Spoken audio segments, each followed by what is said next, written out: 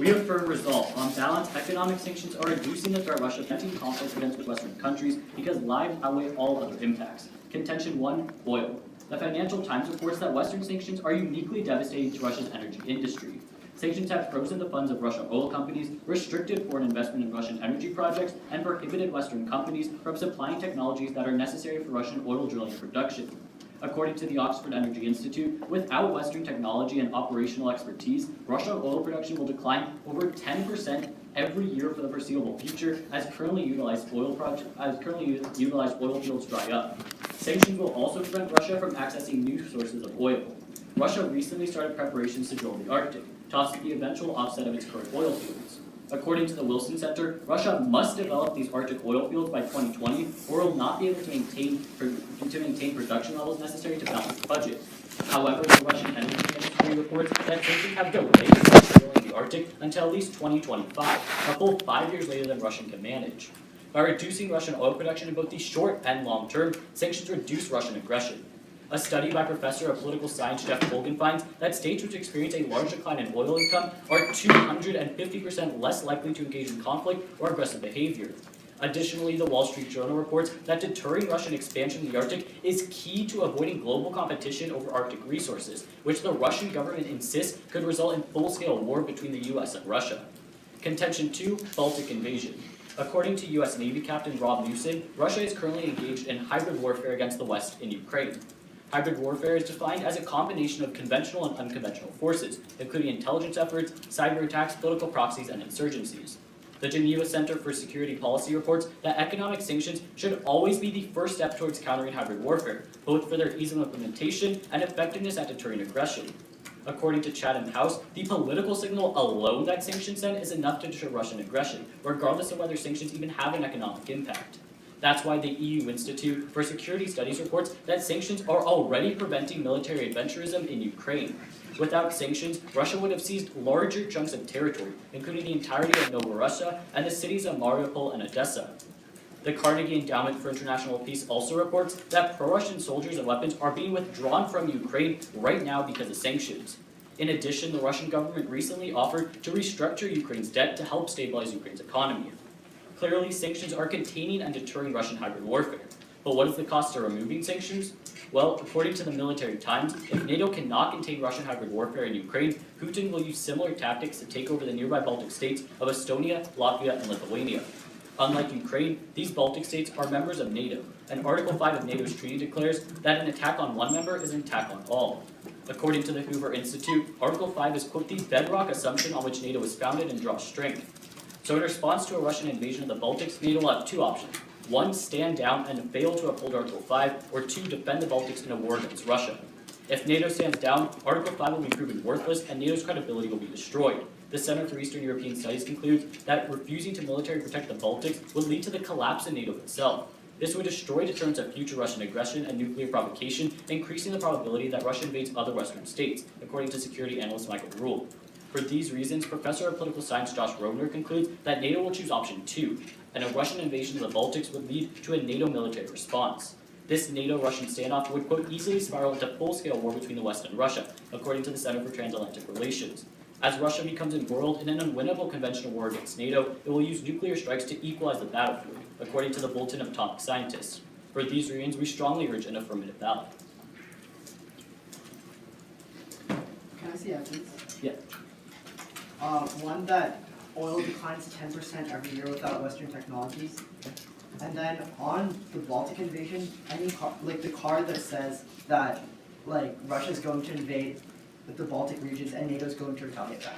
So I guess 2 there. Okay, so military time. Yeah. Yeah, I want prepping. So 11, 14.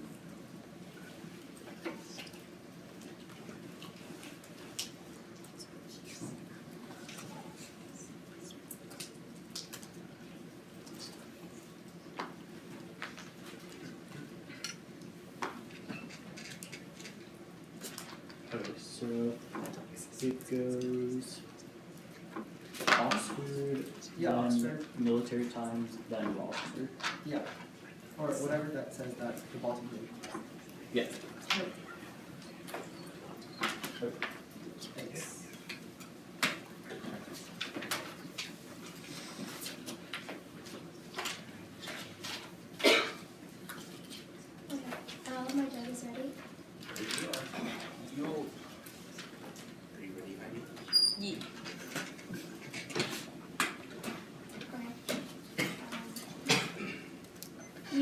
Contention 1, retaliation. Sanctions drive Putin into a corner, forcing him to lash out to get rid of the sanctions. Fisher-Vox reports that weakening the Russian economy will make Putin even more aggressive and less willing to compromise. This has been seen in 2 cases. First, Ukraine. Ashford of Cato finds that after economic sanctions, Kremlin's aggression grew with the formal annexation of Crimea. Sanctions forced Putin to escalate the Ukrainian crisis even further to try to force a better deal. Indeed, Nathan of Independent reports that Putin ordered 50,000 more troops into Ukraine this past summer. As a result, Miller RFE finds that the situation in eastern Ukraine is once again on the verge of open warfare. American journal Political Science concludes that sanctions increase the probability of conflicts by over 195%. Second, counter-sanctions. Russia extended its food import ban in retaliation for Western sanctions over the Ukraine crisis. Son Wall Street Journal reports that Russia has embargoed several categories of food products from the Western nations. The most serious consequences of Russia's reverse sanctions have been felt in European agriculture. In fact, the Farmers Union estimates that the Russian embargo has caused the recent decline in global dairy prices to a 30-year low. Russia's ban on imports of EU dairy has led to a slump in demand and sharp drop in payments to EU farmers. In Sweden and Denmark, the current price is below the necessary price for dairy farmers to make a profit, and 86% of farmers face bankruptcy if the situation does not improve. Contention 2, the Middle East. Sanctions give Russia 2 main incentives to increase conflict in the Middle East. First, perception. Tamerko of The Guardian explains that the more Putin can entrench his military in the Middle East, the more influential he becomes on the global stage, allowing him to sidestep the harms of sanctions. In other words, sanctions give Putin a reason to show the world that he will not let them interfere with his strict foreign policy agenda. Second, according to Adamski of Foreign Affairs, sanctions crippled and inflation hit Moscow also sees economic opportunities in the Middle East in the years ahead.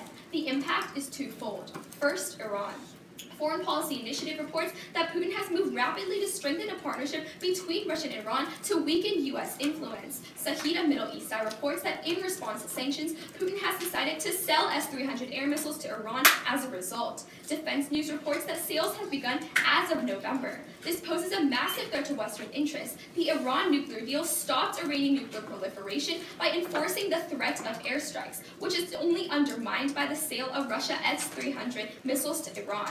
Lapan of Gates Institute explains that Iran can use the S-300 system to harden air defenses around its multiple nuclear sites, making any potential future air attack significantly more difficult and presenting Iran's threshold nuclear status as an almost invulnerable established fact. In this case, the S-300 would not merely complicate any effort to prevent an Iranian nuclear breakout, but also embolden Tehran to project its power with relative impunity.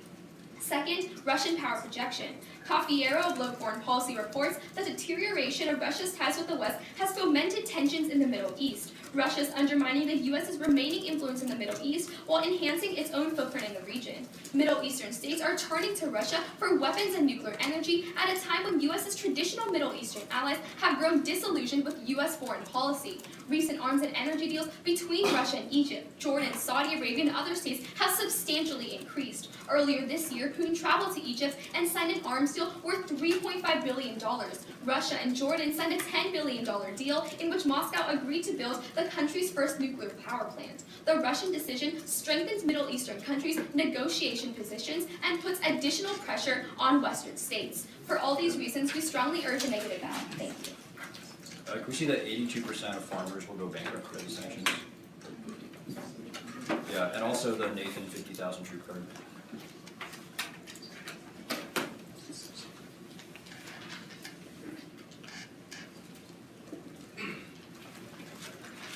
And then also, did you read through the quiz or just? Oh yeah. Oh, sorry. Oh, here. Oh yeah. So it was the Nathan card and then the 82% farmers will go bankrupt card. Yep, let's get that too.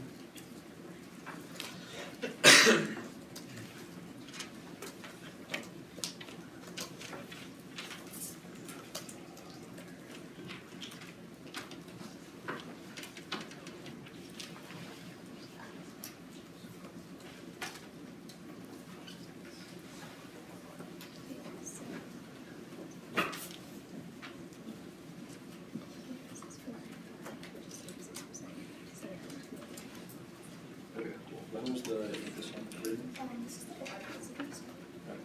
All right, you guys can do crossovers.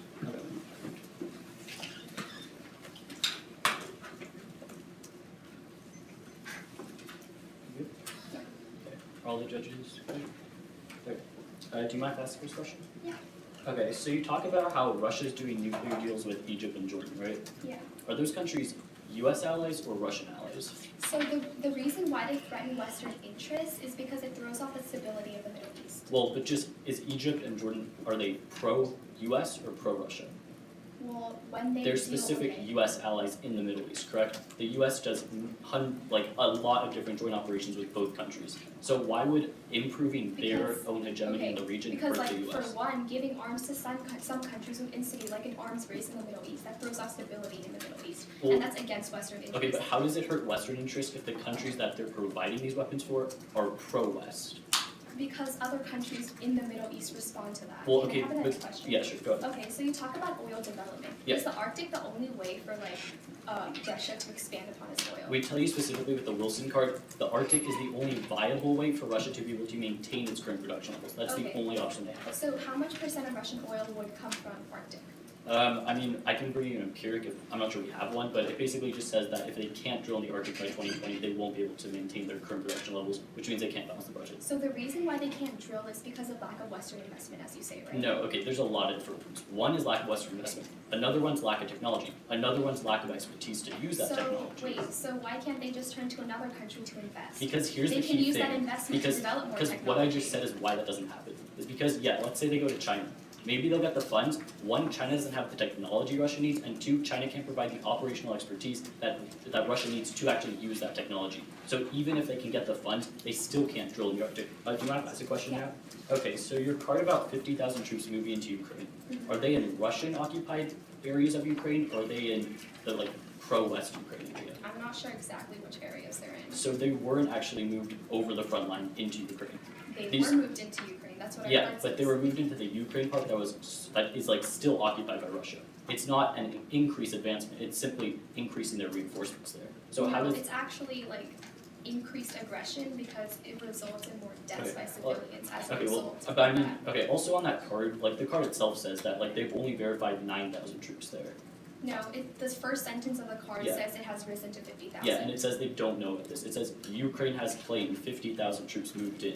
We don't know, Right, all which we is know more are than you showed. 9,000 there. I know, I but mean- it's more than you showed, and Yeah, it's a but, I mean, it's substantial not increase. 50,000. Even if it's 9,000, that's still an inherent increase. Well, no, in but the troops. 9,000 troops was already there, that's the key Okay, difference. can I have the next question? Yeah. So you talk about this Baltic invasion, how probable is it that Russia will 100%. invade?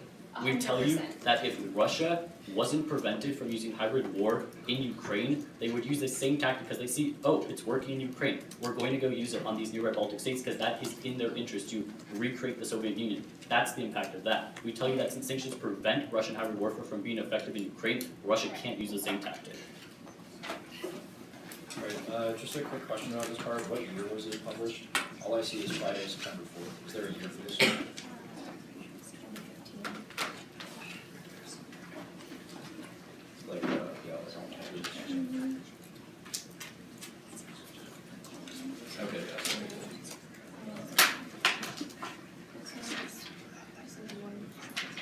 Okay, so we'll just.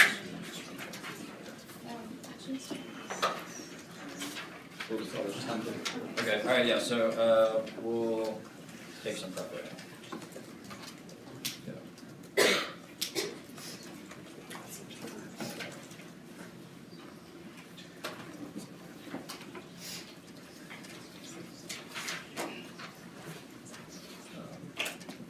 Okay, stop rep, 15 seconds.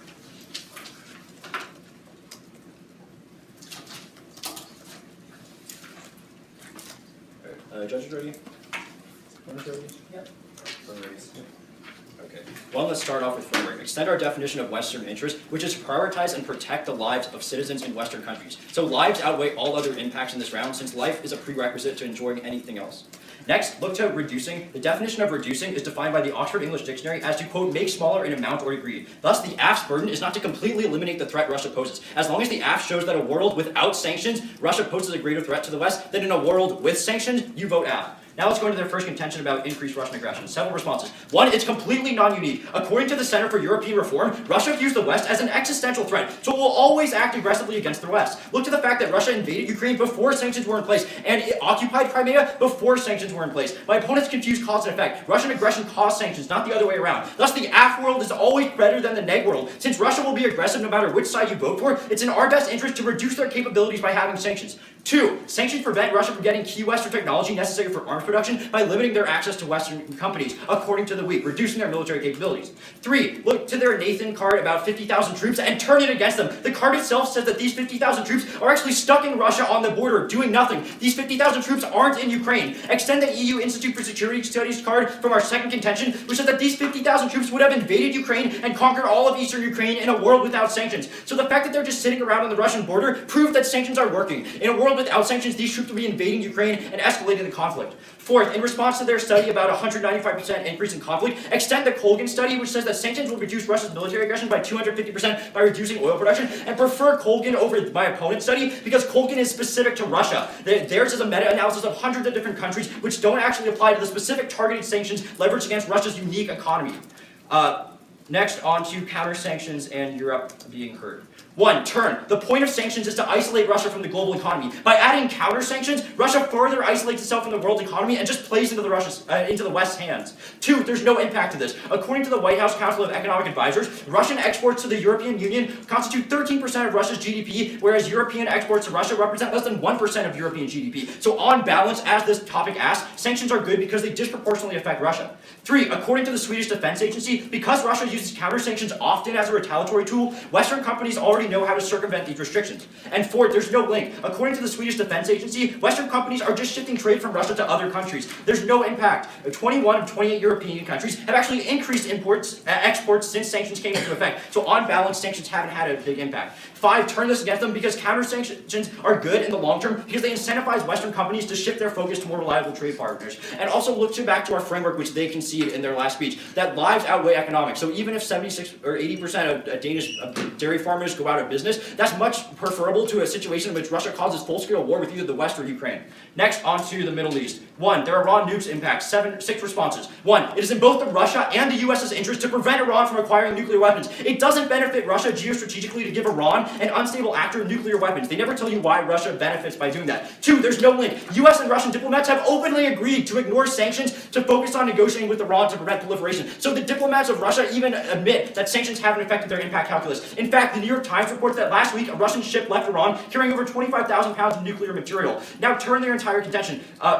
Sanctions on Iran are what forced Iran to negotiate with the West and agree to the Iran deal. That shows that sanctions are good at coercing other countries into agreeing with the West. And 5th, there's no impact. Sanctions, basically they say Russia sends air missiles to Iran, but that doesn't affect us because those are defensive weapons. Only if we invade Iran will those weapons actually have an effect, and we won't need to because Russia is removing nuclear material from Iran. Lastly, on to Egypt and Saudi Arabia. Turn this against them. If Russia is giving money and arms to our allies, Egypt and Saudi Arabia are U.S. allies, that benefits us, and they don't give you any negative impact to Russia funding our allies and giving them weapons. And they don't give you an impact as why that would be against Western interests, or if they would turn against the West. For these reasons, I urge an AF ballot. Alright, we'll start prep time.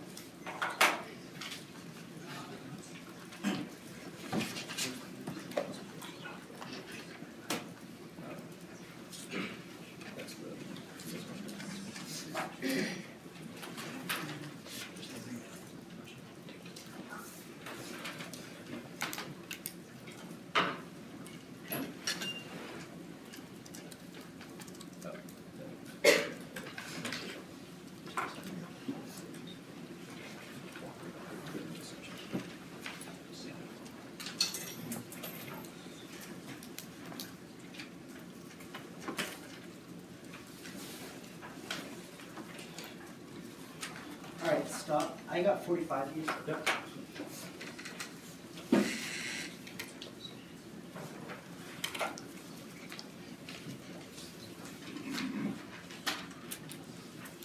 Alright, are all of my judges ready? Opponents? Joyce?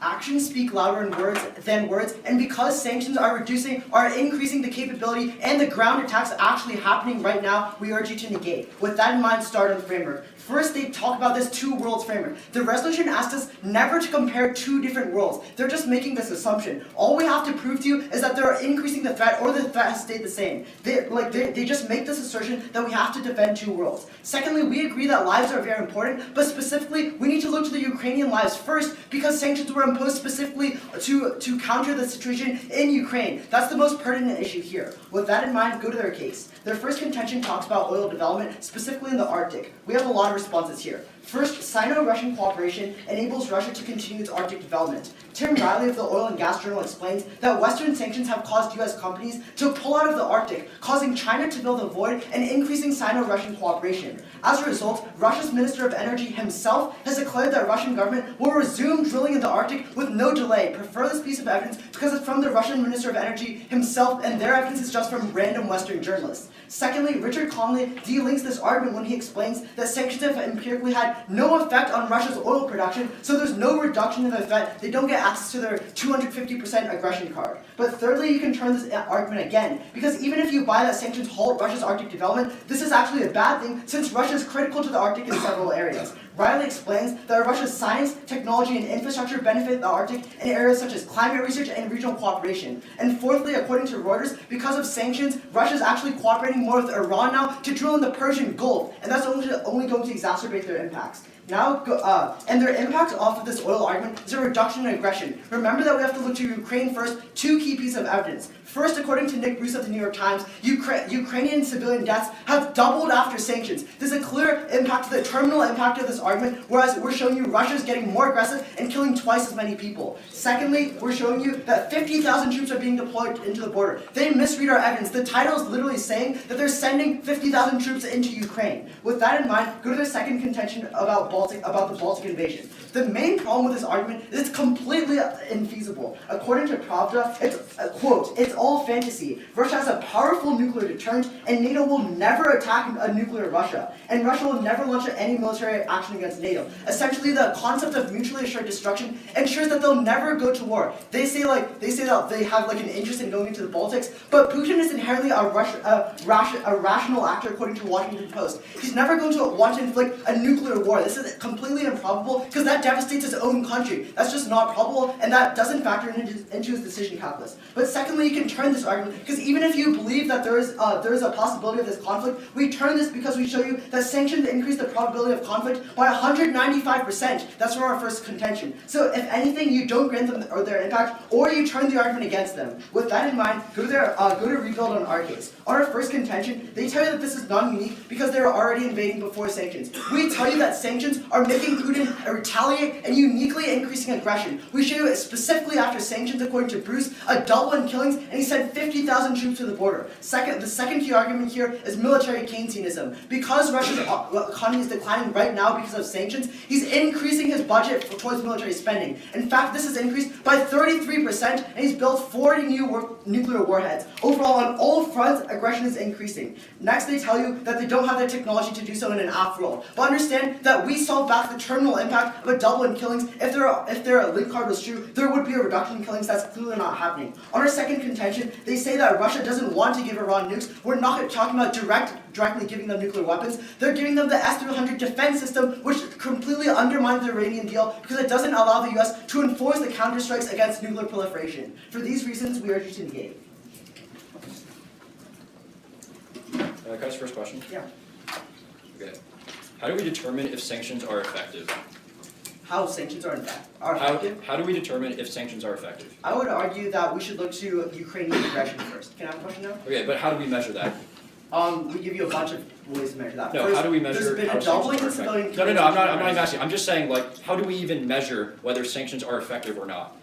I'm telling you. How do we even tell that? Through analyzing how many lives are being lost, for example, on the Ukrainian front. Okay, Wait, but you say you talk about lives, but we're talking about whether sanctions are effective. So you talk about lives in and I absolute tell you terms. the main way to analyze So how do you isolate those lives lost and directly link those to sanctions? Right, what tells you that because of sanctions these lives are being lost? We give you two warrants. first of all, is the Keynesianism argument. Since Russia's economy. No, it's not even about that. I'm just saying, No, like, I'm how do trying you to answer your isolate question. sanctions? Are you just gonna answer your own question? Well, because you're not answering my question. I'm not even talking about like the Right, case so- itself. I'm just saying like okay, on so like a you guys are metaphysical trying level, to- how do you evaluate whether sanctions are effective Okay, or a not? couple of things here. First, the app has the burden of proof in today's round. So you guys have to prove our clear reduction in Ukrainian aggression. If we show you contrary, that completely Okay, so dilutes how do we aggression determine argument. if there was a reduction in Ukrainian aggression? By like all the evidence I read you in my book. Can I have No, a question now? how do we determine? Not Through what's the the lives answer? lost, I tell you there is doubling in civilian killings. I know, Can but how do we Alright, say can I whether have that's a due to question sanctions now? or Like, not? we Okay, spent a basically lot what of I'm trying to time on say this. is that in order to see if sanctions are effective, you have to isolate whether this like Okay, sanctions so you can bring themselves, this up. like Can any I- scientific experiment. Alright, And so the best way to determine Can I whether get to sanctions my are question effective or now? not is Your to brother isolate can bring them this between up a in world his with summary. and a world without sanctions. Joyce will tell you how to analyze it through lives. Can That's I have okay, a that's question fine, now? yeah. So let's talk about this Baltic invasion argument, right? Yeah. Why would Putin want nuclear war like inflicted upon all of Russia? He doesn't. Right. So like, why would he invade the? Like, Yeah, so this is the key why link would he here. This is invade the the key Baltics in a impact. world without When Putin sanctions? invades the Baltics, he puts NATO in a double bind. Either NATO responds, and let me just finish. Either NATO Alright. responds and escalates into war with Russia, which obviously no one wants. So or that doesn't make sense to or NATO doesn't So- respond because of mutually assured destruction, and NATO Can- loses credibility for not Can I enforcing cut you Article off right 5. there? This is So comparatively worse according to the rule the card first- we read, which Alright, showed you that can you Russian please let aggression me would speak? increase in the event So, of NATO collapse. I just want to. So the very first words you said to my question is when Putin attacks. I'm questioning why Putin would attack in a world without sanctions, since like we agree like he doesn't want nuclear like war inflicted upon his state. Like Yeah. in like this world's framework that you talk about, like Yeah. that you say that we should defend, right? In a world without sanctions, why would he invade the Baltics if that's going to like involve nuclear war? Well, first, that's the EU Institute card we clearly extended and you dropped, which says that Wait, in a no. world without sanctions, Putin would have continued expanding No, eastern Ukraine like and not hybrid like just warfare like would have been successful. don't That the hide military behind your times evidence card, here. Can you explain to me logically why Putin would want nuclear destruction on Russia? okay, this is why he would invade the Baltics. Putin is successful using hybrid warfare in Ukraine. West doesn't respond, not militarily, not with sanctions. Putin sees it successful. He looks upward. He sees the Baltics. They're another country that's geostrategically important to that's Russia. Putin uses the same tactics that work in Ukraine, hybrid warfare, to invade and successfully take over the Baltics. That's the link story. Okay, we'll take that.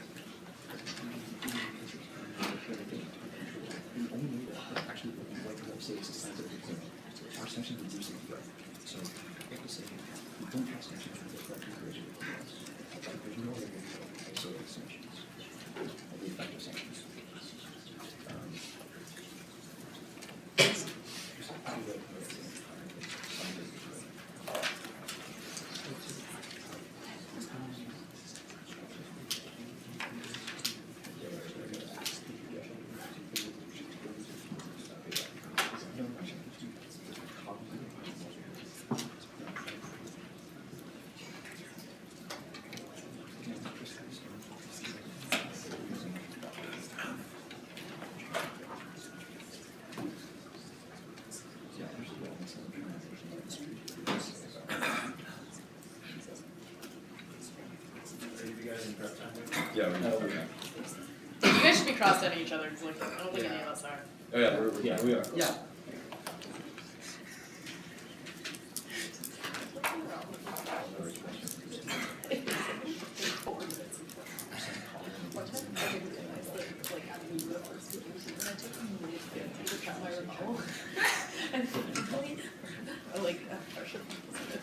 Are you gonna Alright, stop that. So it's 120. 120 minutes. Yeah, so that's we're out of time. Alright, no, just kidding. We have 25 seconds left. Alright, 25 left. Okay, so, you guys are ready? Yeah. Okay, I'm just gonna really quickly do framework and then give figures. Okay, everyone good? Okay. We have to look to two different worlds. The reason why is we cannot isolate sanctions unless we look to a world with sanctions and a world without. There's no way that we can actually look to what sanctions cause unless we can see a world with and a world without. That's just like you can't do without that. So now let's look in the world with and the world without. We must use lives holistically on a global scale because we're not just talking about Ukrainian interests, we're talking about Western interests. That's what the topic asks us. Therefore, the whole entire thing about impacting Ukrainian lives doesn't matter. We're looking at what impacts Western interests. So now let me tell you the first voter. The first voter is going to be the dropped Kogan study and the dropped Wall Street Journal card. These both specifically tell tell you that if we allow Russia to expand in the Arctic, this increases Russian aggression. They never respond to this in the last speech, extended throughout the round. The Colgan card is going to be important because it tells you holistically Russia's aggression will increase 250% if we don't stop them in the Arctic. That's the first card. Wall Street Journal tells you that if we cannot prevent Russian expansion in the Arctic, it escalates the conflict into geopolitical competition over those resources. That's what links to the US-Russia war. In addition, their only response to this is that other countries can lend them technology. However, they completely misunderstand the links. We tell you not just technology, operational expertise too. We also tell you they need the funds. There's a lot more warrants than they actually respond to.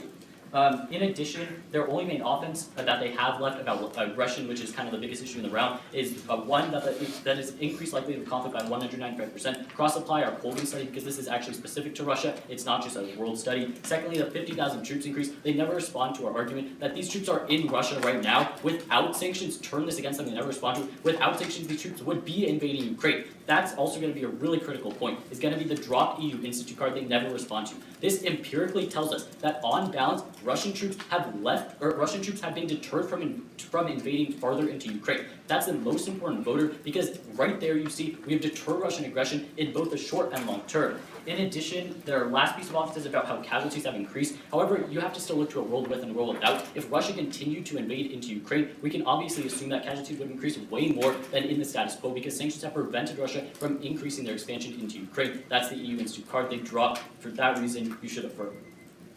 Alright, I got 31 from last time, so we'll continue that.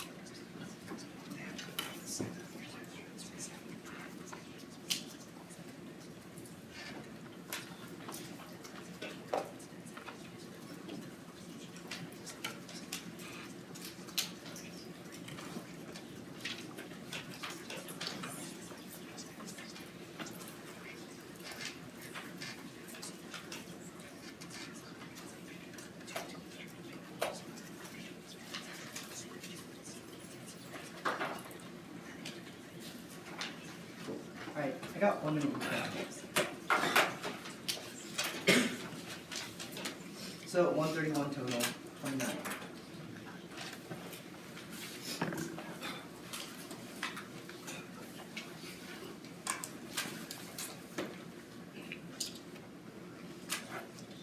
Is everybody ready?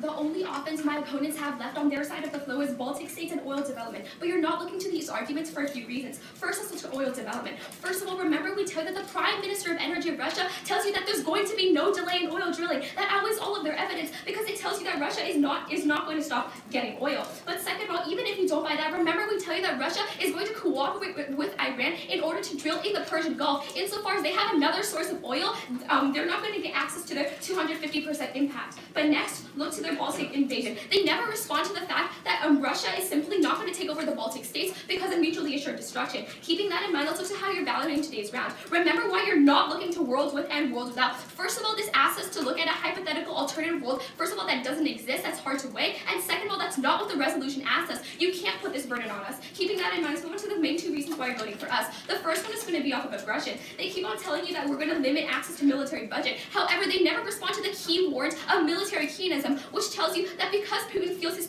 economy is threatened, in order to jumpstart his economy, he's going to put more spending from other parts of the economy and allocate it into his budget. Therefore, you're going to be seeing an increase in military spending by 33%. They never respond to this card. But because of that 33%, you're going to be seeing that Putin is currently building 40 more warheads to add to his arsenal. That's a really big impact. But you can see the manifestation of his increased military spending, mainly in Ukraine. First of all, you're seeing that he's adding 50,000 troops. Now, they tell you that these 50,000 troops aren't doing anything, but our card literally says they're in full combat readiness. So insofar as that's going to perpetrate violence in the long term, that's why you're going to be voting for us. But even if you don't want to look to that, you can look to the fact that economic sanctions have actually doubled civilian deaths in Ukraine. That's the biggest lives impact in today's round. You have to weigh that over all else. But then they talk about Odessa. Remember that this is completely hypothetical. They're saying that, oh, if economic sanctions had not been imposed, then they would have Odessa. You can't weigh that argument. But But the second reason why you're going to be voting for us is going to be off of the Middle East. Remember, they tell you that it's not in U.S. and Russia's interest, but remember, Putin wants his sphere of influence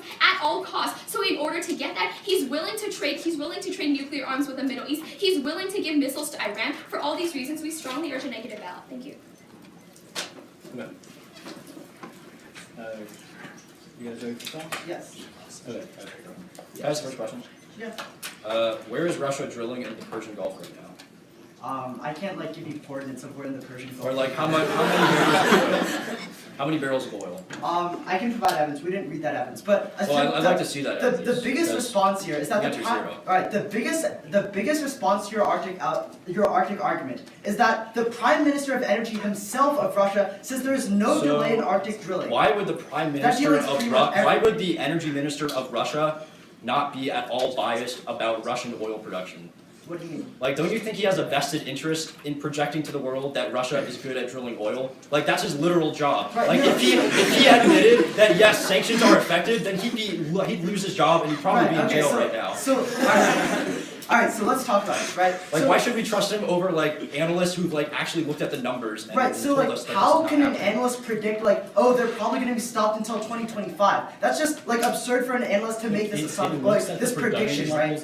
But secondly, wait, let's get into the more important meat of this argument, right? Your impact is, Colgan, right? Which is aggression. There's two impacts. Wall Street Journal and Colgan. But yeah. Right, so which is aggression, right? We put a bunch of evidence on the Ukrainian aggression argument. So my next question Okay, for wait, you so is, what can I ask is- a what is question that? now, since we've I spent mean, a lot of time? Well, Can I, yeah, so, that was can I ask you, where in Ukraine have we seen an empirical manifestation of reduced aggression in Ukraine? Okay, the dropped EU Institute card, we tell you is the most important. We tell What you does they that say? did not invade Novorossiya, but Moldova, Odessa, there's a bunch of different places Hold that on, they did so not invade directly. I don't against understand that. sanctions. So like, how would someone know that they wouldn't have done this in a world without sanctions? Okay, That's I mean- very hard to predict. Yeah, I mean, Okay, obviously- well, yes, it's obviously extremely we can't tell you hypothetical. 100%, but the fact is, these people working at the EU Institute of Security Studies are analysts who've studied this for like the past 20 years and are like make a living making these predictions. So Right, while these neither are- team can make an accurate prediction like 100%, you should defer Okay, to the so team like- that provides so like- analysts who study this for a living and So say, like- yes, this is our best guess So what a instead- world would wait, have looked like instead without of looking sanctions. at like a hypothetical situation in which economic sanctions were not imposed, we should look to what's happening in the status Right, quo. and we're- Because of The economic only way to sanctions. see if sanctions have reduced the threat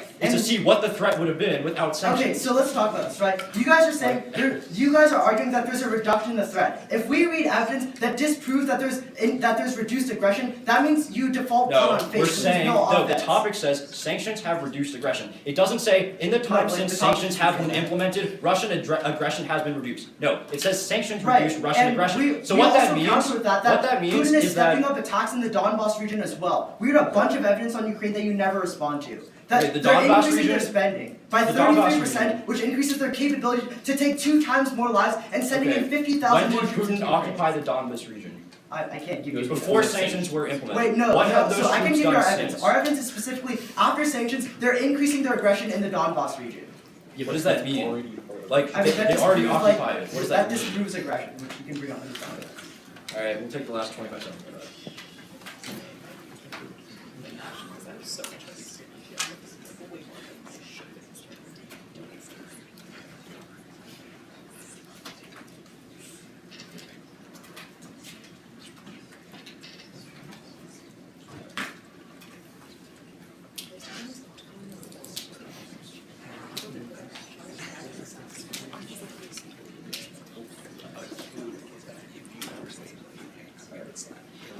Judge, you ready? Yes. Client ready? Yeah.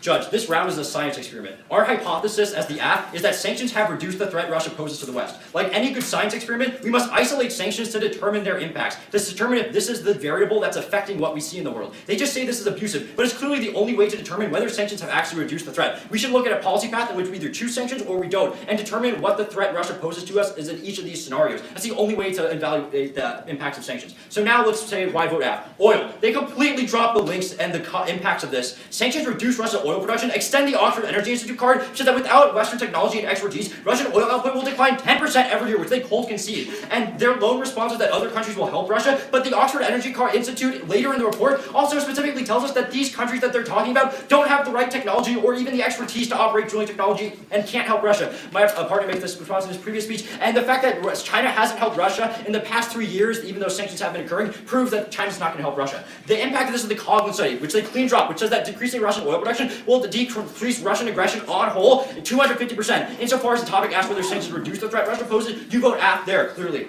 The second impact is the Wall Street Journal card, which they again completely dropped, which says that sanctions have physically made it impossible for Russia to drill in the Arctic by preventing them from getting necessary Western technology. So it doesn't even matter if they're drilling in Persian Gulf. This is unique to the Arctic, because if Russia drills in the Arctic, it will engage in a resource war with the U.S. for over 80 billion barrels of oil in the Arctic. This is huge, and Russia's government has already threatened that it's willing to go to war to protect these Arctic resources if it has the capability to drill. So by limiting Russia's capability to drill, it won't go to war over resources it can't get anyway. That's the link there, and that's the biggest impact of this round, because a Russian-U.S. conflict over the Arctic escalates into war, which hurts everyone. Now let's talk about their offense. One is Putin spending more on the military, but it doesn't matter how strong the military is if he's not using it. Look to the EU Institute of Security Studies card, so that in a world without sanctions, Putin would have conquered all of eastern Ukraine and potentially invaded the Baltic. This is huge because it shows that any impact they show of Russian troops mobilizing behind Russian borders or casualties increasing would have been higher in a world without sanctions, because these Russian troops behind Russian borders would have invaded Ukraine and caused even more casualties. Insofar as they completely drop this evidence the entire round, you see that empirically the situation in Ukraine has de-escalated because Russia has stopped conquering new territory. Alright, we have 29 left. Starting now.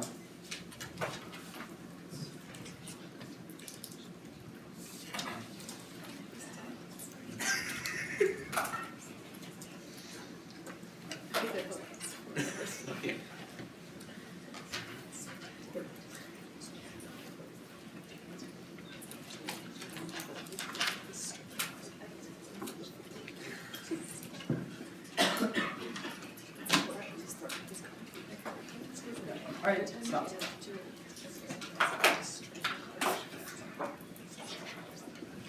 Alright, are all of my judges ready? Yes. Opponents? Joyce? Alright.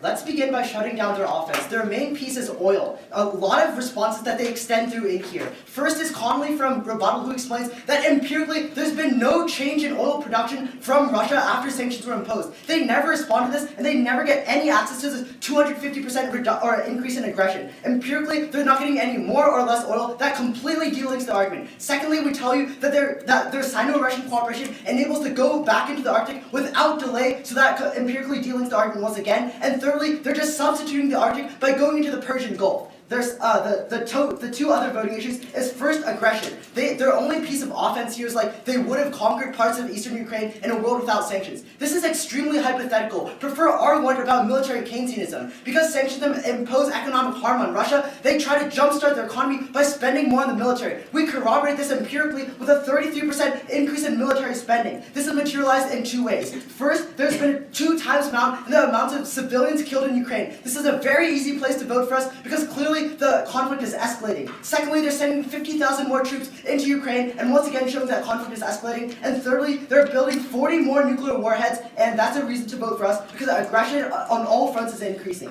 The third key voting issue is Iran, and they completely dropped this throughout summary and final focus. It's a very easy way to vote for us. Remember that before sanctions, in a world without sanctions, Russia didn't deal the S-300 deal because they wanted to preserve relations with Iran. Because the sanctions uniquely destroy that relationship, now Russia first, that they don't care about the Western interests, the Western relations. Secondly, they need money from somewhere, so they send S-300s to Iran. That means Iran now has these ballistic missiles, and this deal has already gone through. Because of this, this allows Iran to go unchecked, and their hegemony to expand in the Middle East enormously. That means we can't enforce our nuclear deal with Iran because we can't counterstrike on them. Because we're winning on Ukrainian aggression and doubling civilian lives lost and 50,000 more troops, and we block out oil, and because we're showing you that there's a unique threat in more S-300s to Iran, we urge you to negate the resolution. Thank you.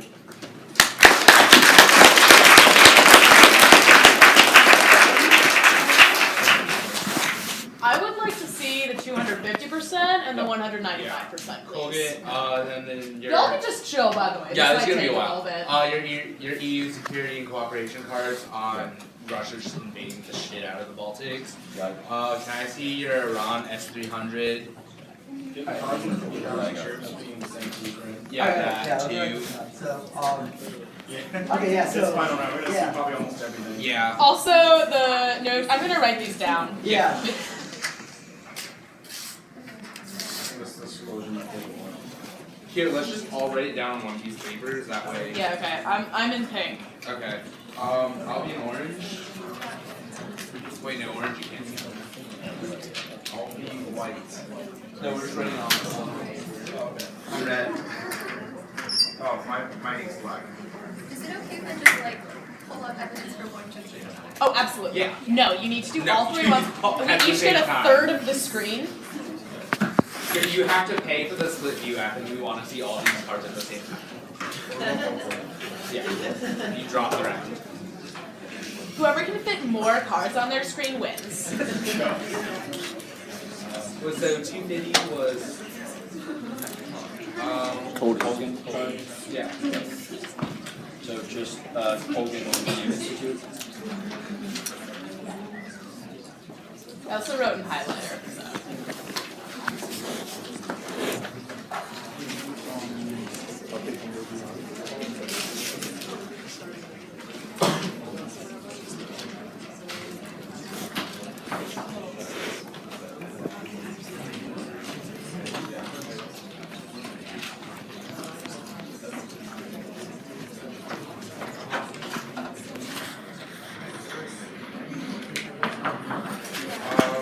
Were there other cards you wanted to see, or just the? Yeah, we're writing them all Oh, down on paper. Oh, we should have given like one to each screen. From you guys, I just need the 250. If you want Can I like. see the dairy stuff? That like The- the Western, no, the Western countries can, like Western companies can like basically respond to lack of Russian imports of EU dairy. Wait, so like the. Not to jack you, Xavier, but I'm easy. I just want one card. Just for Okay, 250. okay. Let's start with that, and then we can just slowly move through I these. just have these three. Wait, sorry, just to make sure I have the right response. You want the one that's Western countries The Western are used to counter companies- sanctions and they're diverting, or Yes. the one that says on balance exposure? Here you go. Alright, is that the full list? This is just, That is. this Alright. is just for me, it's just for me, 28 and 6. Alright, yeah. 28. Alright. Yeah, I'll start with you. This is 250. Cool. Yeah. Two are case, one is small. The Swedish defense.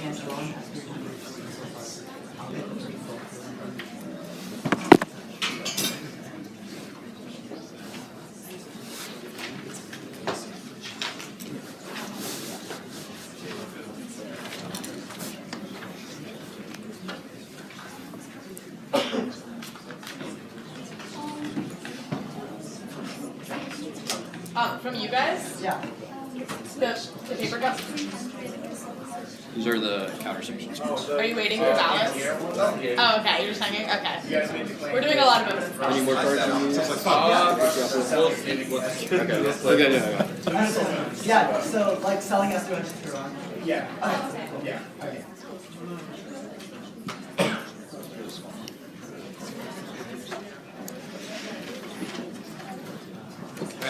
This one's good.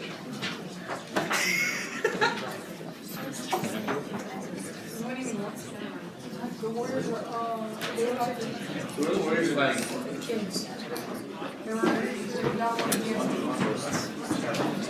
See, this is like should just have 2 copies of every. Yeah, Both, you should like. both copy computers and should have all every stuff. card, Yeah. by the way. Like, pro tip: make your first speaker give their laptop away. Is how I got through debate. Oh, one thing I like told kids in Texas is like if you use paper, just double print everything. That way you can just give it, and then it doesn't matter. Yeah. I was like the worst learner. I was literally like, I'm a second grader, I need my computer more. Basically.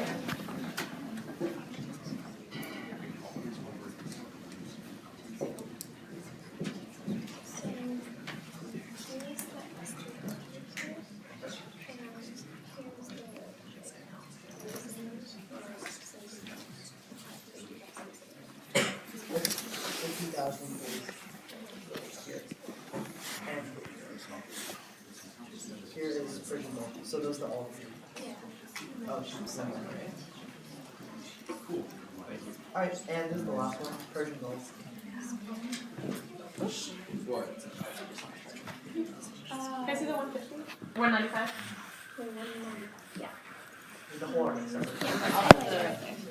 Okay, so you had this whole other. Yeah, if you want to read it, but the title's easy. Okay. Here's y'all thing.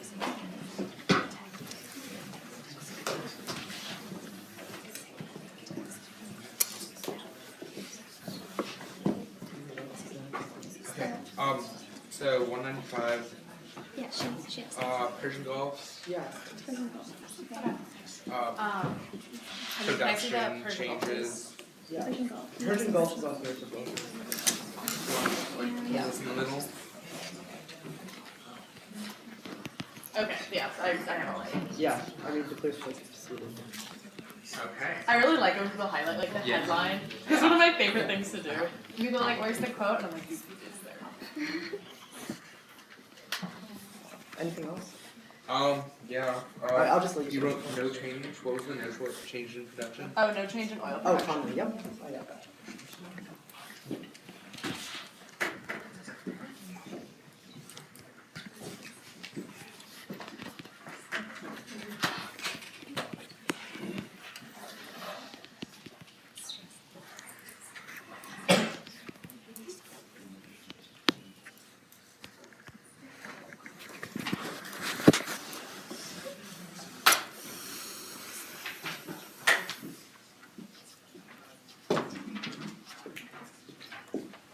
Alright.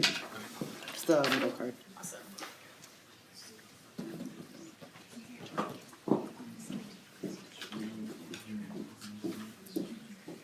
Oh, and the 500,000 troops. Oh, yeah.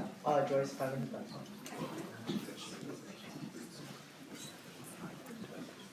Okay. Hey. That's the no change in oil. Yeah. Where? It's the middle card. Middle? Okay, RT? Yeah. Yeah. Oh, it's Conley. Yeah. Okay. I assume no one cares if there's like not like comments written on the online. That's Okay. fine. I'm gonna talk you there I on might write it. don't worry. Yeah. Alright, cool.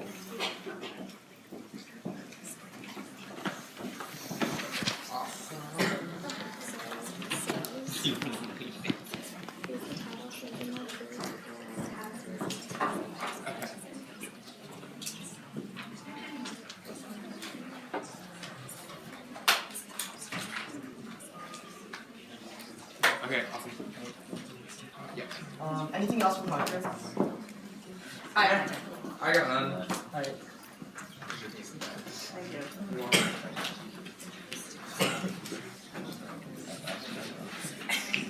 Text mom, will you get me a takeout order of 2 avocado rolls from the sushi place at Tatum and Shade, please? Question mark. I love you.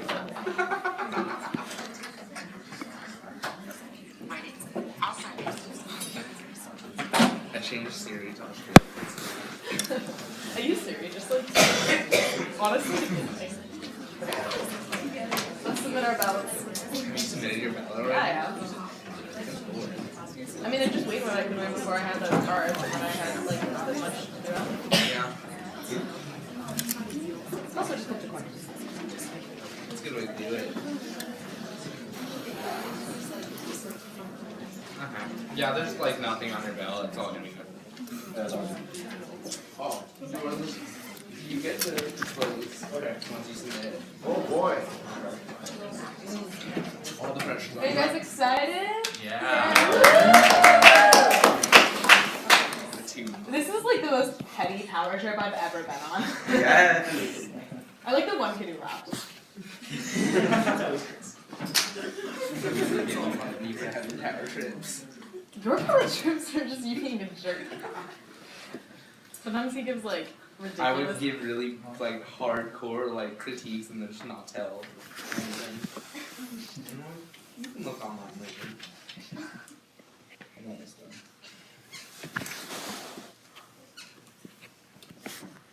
Our final lap while going to your got protested because the judges disclosed before the third one signed their ballot. It was like I've Super already stressful. been accused for collusion twice. That's because you talked to the other judges. No, You during can't show me BuzzFeed articles from other judges. no, it was Like- collusion as in Like, I know it's BuzzFeed, but it looks sketchy. no, it was collusion. So it was it was because one which was because I rewrote my whole ballot.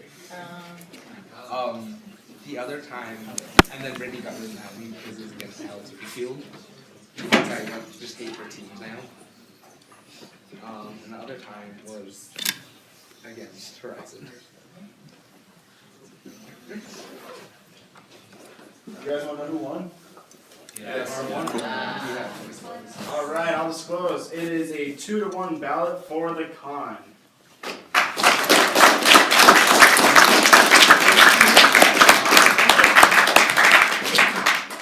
Cool. So, typically we have since there's one pro, we have that person usually disclose first. Alright. So, a couple of like random points. Overall, the debate was super good, like super polite. I do, however, in large print, have the word shit show written in reference to second crossfire, in which nothing happened. Like, I don't know, like, nothing of substance was said, it just kind of made me angry.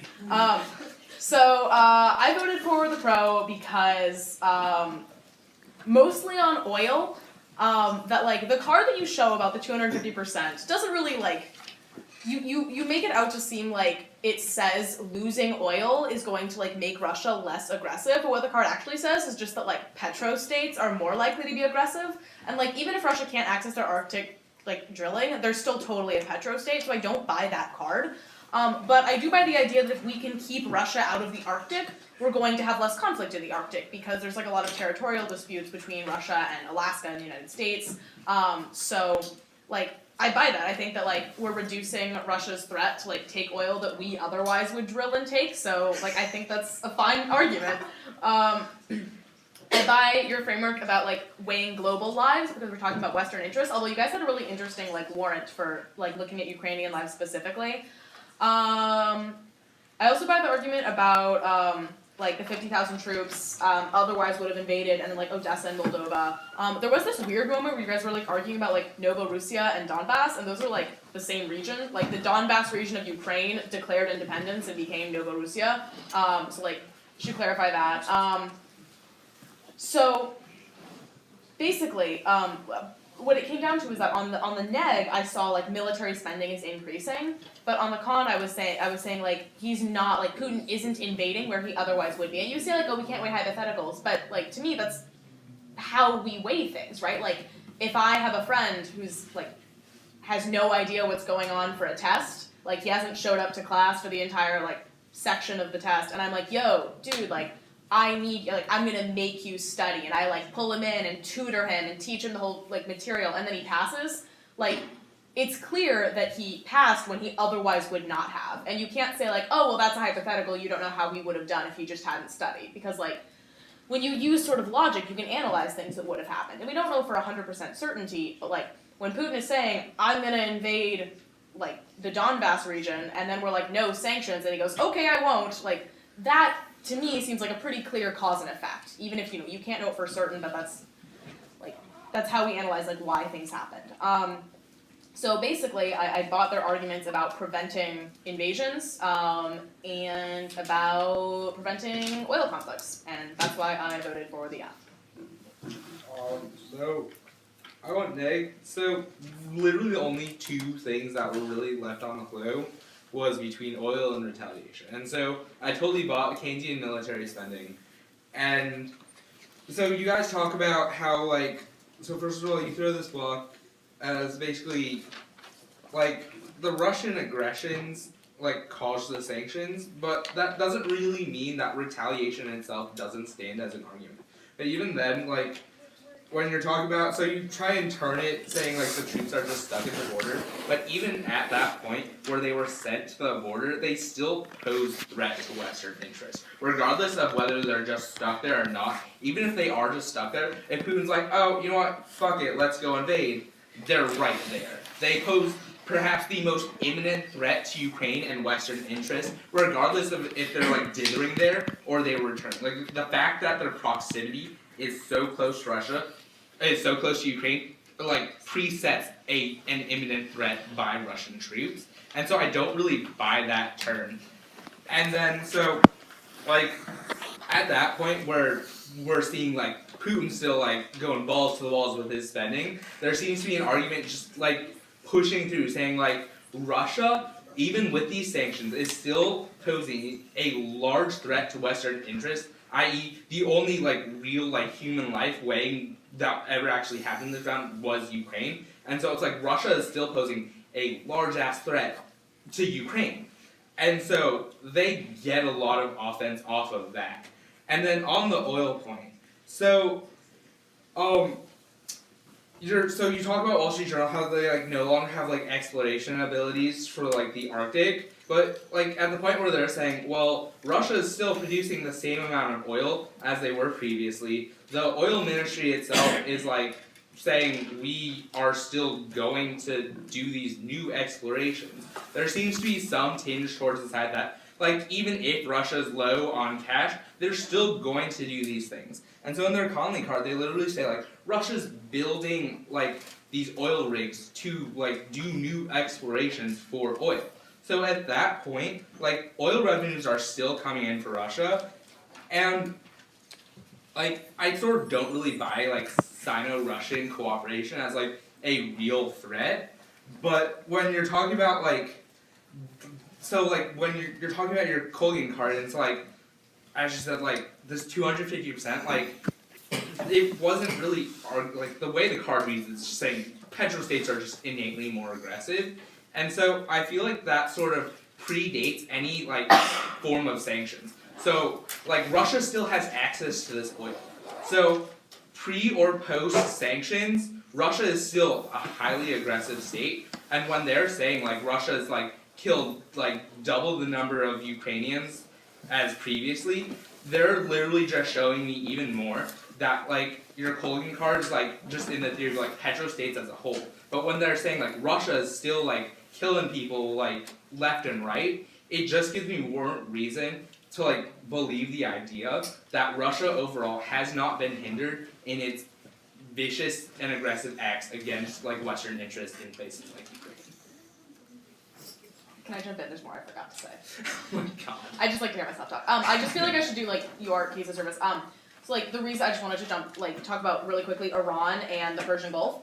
But like when I looked at I liked the argument that you made about Russia drilling in the Persian Gulf, but when I looked at the evidence, it said that like Russia will build oil rigs for Iran, not that like Russia itself is going to be drilling and getting oil, and that's a very different statement. So yeah, when you talk about like there's no change in Russian oil production, that to me means like inside of Russia, which is different from what they're talking about in the Arctic, and like also different from what's happening in like Persia, and I think that got very muddled. And then the idea of sending missiles to Iran, like I buy their argument that they're like it doesn't matter because they're defensive missiles, and you say like, oh well now we can't like counterstrike. We could never strike their nuclear facilities. Like if you try to bomb Isfahan, you're going to make all of Iran uninhabitable because it'll be a nuclear wasteland. Like you cannot attack a nuclear plant. It's also a mountain. Yeah. All of them are mountains. Oh yeah, just like that would be just a bad idea. So like I don't buy that hinders our ability to like send in the IAEA because like we use sanctions with Iran to just destroy them. I mean it took like 7 years, but like to me like Iran having some missiles to defend their ridiculous mountain fortress that will turn the world into a nuclear wasteland if it blows up like didn't make a difference to me. Okay, I'm done now for real. Cool. Usually I'm the one who talks a lot, but I don't know if they said most of it, but I'll start off with, there's a few things. One thing I did like on the Pro, I did buy the Arctic one. The fact that because of the sanctions, that Russia can't go to the Arctic, they lack the technology, they lack the expertise, so they're not going to be able to drill the oil, so it's deterring their economy, it's making them be good, all that. But with that being said though,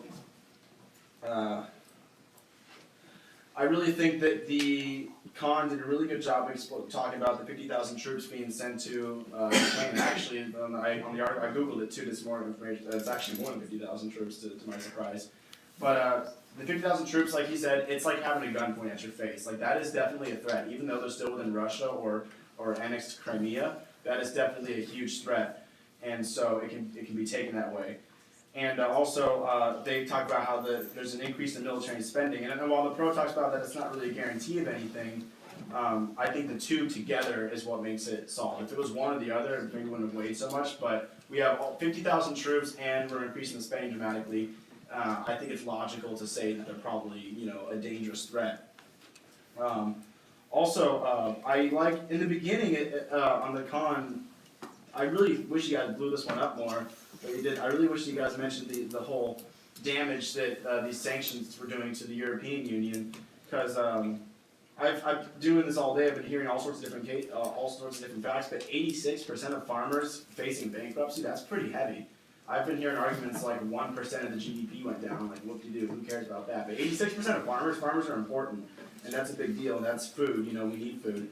But where I think where you guys really sold me though, is I was actually weighing towards the pro until the very end.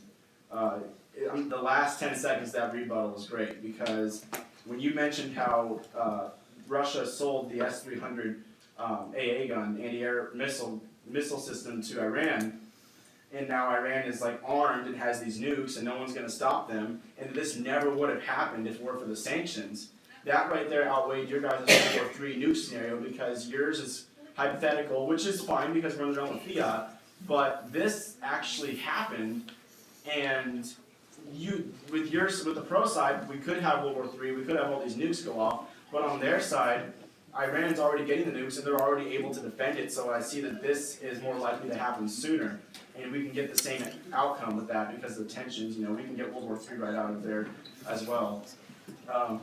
So I think it was really, really good. Also, I just a little bit of criticism.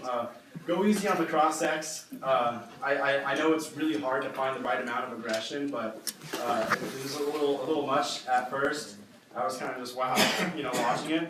But that being said, also good job later in the cross-X. I see you kind of came back up. You're like, I'm not taking nothing, and you got your questions across.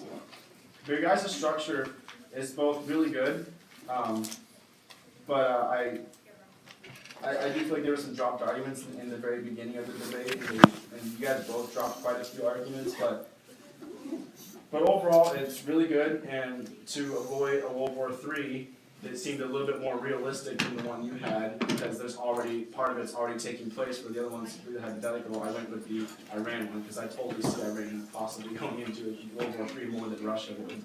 So, outstanding job, guys. You all did very, very well. Thank you. Alright, wait, you have awards! We all have one ounce. Don't leave without those.